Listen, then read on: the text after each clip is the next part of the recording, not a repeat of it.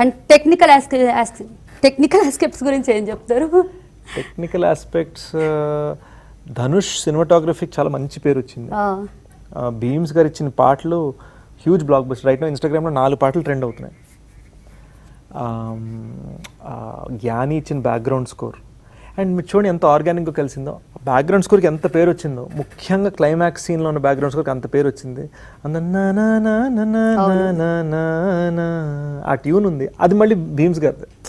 దానికి జ్ఞాని ఇచ్చిన అరేంజ్మెంట్స్ చూడండి అలా మిక్స్ అయింది బ్యూటిఫుల్గా. సో చాలా proud of the music of this film. Technical ఆస్పెక్ట్స్లో ఇటు బ్యాక్గ్రౌండ్ స్కోర్ ఎంత నెంబర్ 1గా ఉందో, నెంబర్ 2 వచ్చేసి ఎడిటింగ్ కూడా. యా, పీకేస్ ఎడిటింగ్ చాలా రేజర్ షార్ప్ అండి, అంటే చాలా స్టైలిష్గా చేశాడు. అండ్ ఎంత స్టైలిష్గా కొన్ని సీన్స్ చేశాడో, కొన్ని సీన్స్ అంతే ఎమోషనల్గా ఎంత ఉంచాలో అంతసేపు అలా జస్ట్ సింపుల్గా వదిలేడు. ఎడిటింగ్ అంటే అదే, అంటే యూనో మనం నెగ్గాలంటే ఎక్కడ తగ్గాలి తెలియాలి కదా, ఆ టైప్లో ఎక్కడ వదలాలి, ఎక్కడ వదలకూడదు, ఎక్కడ జమ్మని పరిగెట్టించాలి, ఎక్కడ అలా హోల్డ్ చేయాలి ఒకే షాట్ని చాలా బాగా పట్టుకున్నారు.